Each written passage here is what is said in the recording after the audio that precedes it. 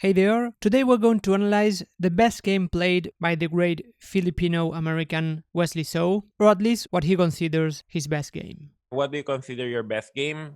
I consider my best game right now is the one against Ding Liren in Bilbao. In this game, we're going to see a lot of action, both strategic and tactical sacrifices by both sides, and his opponent is nothing more than Ding Liren, who is the current world champion. And Wesley started the game with the move d4, and after knight to f6, c4, g6, knight to c3, bishop to g7, and e4, we already get an opening that very often leads to very wild games, which is the king's Indian defense. Both sides played the opening in a very standard way. Here white played the move knight to f3, very logical developing move, and after black castled, bishop to e2 is another very logical move, developing the bishop. Here black played the move e5. This is one of the main ideas in this opening. Black allows white to gain a very strong center, but black wants to counterattack the center. And here Wesley played again the most standard move, which is simply to castle. Just want to mention, in case that you're not familiar with this line, here taking the pawn on e5 is possible, but it doesn't win a pawn after white trades and, for example, trades the queens on d8. Here taking the pawn on e5 doesn't win a pawn because black has this very common idea of knight takes e4, capturing the pawn and also attacking the knight. So if white captures on e4, after bishop takes, we get a very balanced position. So here white castled, and now black continue with the idea of putting pressure on the center. Taking on d4 is possible, but knight to c6 is more common.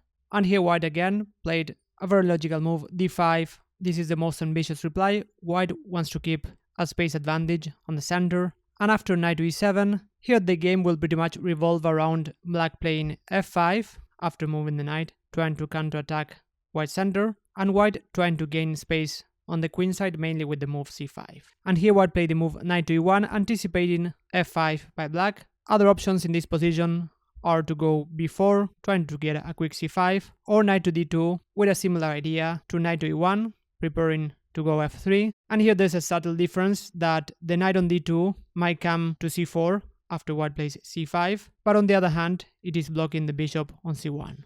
This is perfectly possible, but white went for another common move and went knight to e1. So here after knight to e1, black played knight to d7, preparing f5, and here white played the move bishop to e3, with the idea to reply with f3 after black plays f5. Now the bishop gets this additional square, and f3 also reinforces white's center. So here in this position, black can keep the tension on the center, but the most common idea and the most ambitious way is to go f4 and then try to gain space on the king side, gain activity, trying to checkmate white's king. So here after bishop to f2, black's play will be on the king side, and white will try to get activity on the queen side, mainly with the move c5. So here black played the move g5. Black is keeping the knight on d7 so far, trying to control the c5 square. And here Wesley played the move rook to c1. Here white has other options like going a4, but rook to c1 makes a lot of sense. Sooner or later, white wants to go c5 and try to open the c-file. That's why the rook is going to be active on the c-file. And here black played the move knight to g6. And in this position, white could have played something fairly quiet like knight to d3, preparing c5, but Wesley played a very interesting pawn sacrifice and played c5. And this is a move which is actually quite dangerous for black because black has to be very accurate to keep the balance. Ding Liren is an extremely strong player. The next moves that he played were the best, but I just want to show you how black can easily go wrong in these positions. First of all, black has to capture the pawn because otherwise after knight to b5, white is already getting a lot of activity very quickly. But if black captures with the pawn, this is already quite dangerous for black because here white can follow up with the move b4, putting more pressure on sacrificing even another pawn. And the main idea is that after pawn takes and knight to b5, now white is getting way too active and even attacking a lot of pawns, the pawn on a7, particularly the pawn on c7, which cannot be defended. So this position is already quite bad for black. That's why taking with the knight is the correct reaction, and here the main idea is to go b4.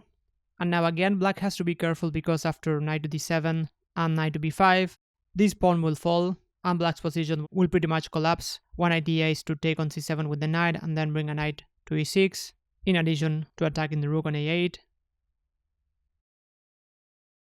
That's why here the best move is to go knight to a6, keeping an eye on the c7 pawn. And now after knight to d3, here black played the move h5, trying to prepare g4, which in this particular position is not a big threat so far. And after knight to b5, we see now one of the main ideas of the pawn sacrifice. White gets pressure on c7, and this knight on a6 is actually quite passive there. So for just one pawn, White is getting better pieces, and this knight on a6 very often goes to a much better square in other lines in the king's inner defense. For example, it goes to f6, where it can support this idea of going g4. So this is a very annoying idea for black, because even though black gets an extra pawn, black is not getting this strong attack on the king side, or at least it's going to be much harder for black to get this idea. So here in this position, black played the move b6. There was some pressure on a7 with the bishop and the knight. That's why black played the move b6. And here Wesley played the move bishop to e1 with the idea to leave the f2 square for the knight. And after rook to f7, bishop to d2. Here black played bishop to f6. Now both sides quietly maneuver.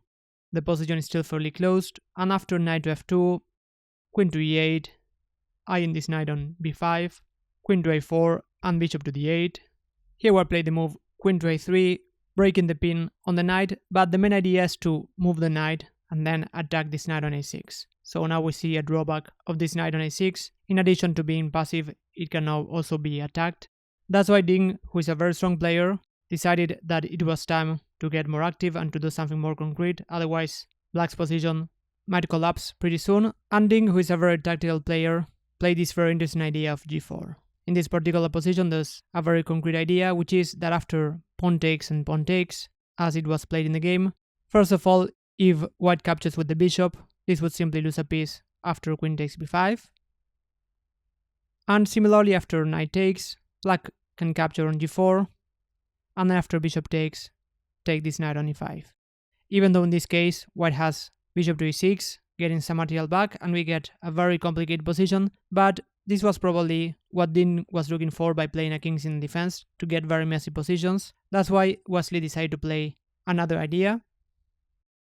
And here he went knight to c3. So he wanted to be the one attacking. Here now he wants to take the knight on a6. And in this position, it was probably objectively best to play the move knight to b8, which is the only square available for the knight. The knight has to move if black doesn't want to lose a piece. But this looks very sad. Pretty much most of black pieces on the 8th rank. But possibly this was an alternative, although it is very hard to play such a move over the board.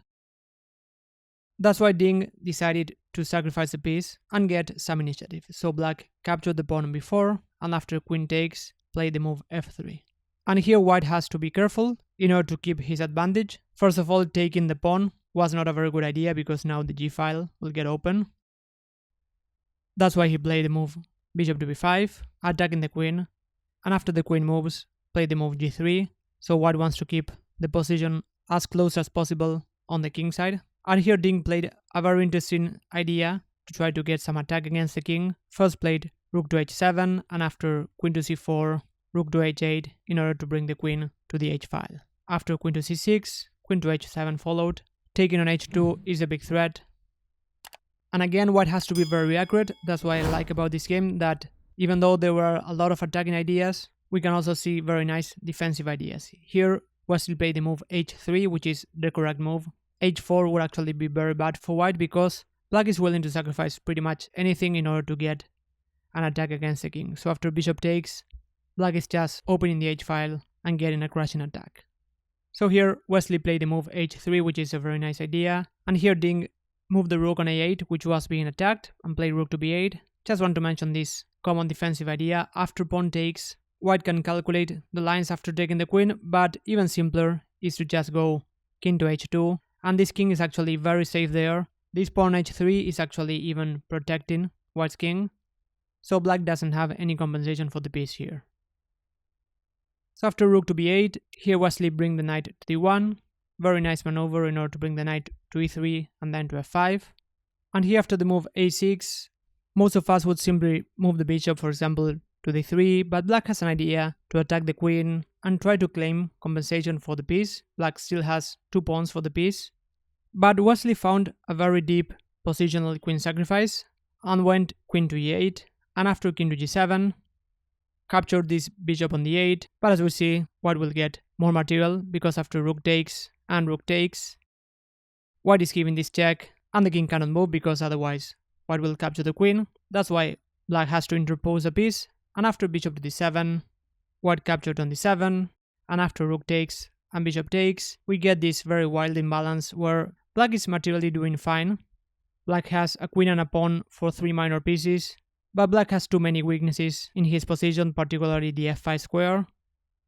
And black's pieces also don't coordinate very well. This queen on h7 is very badly placed. This rook on b8 doesn't have an easy way to get active on the c file.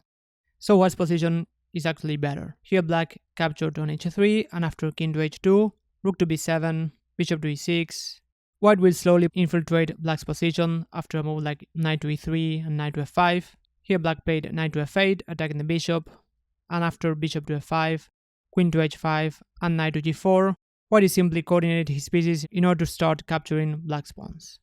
So here the game followed knight to d7, and after bishop to h6, king to h8, knight d to e3, here black played the move rook to c7.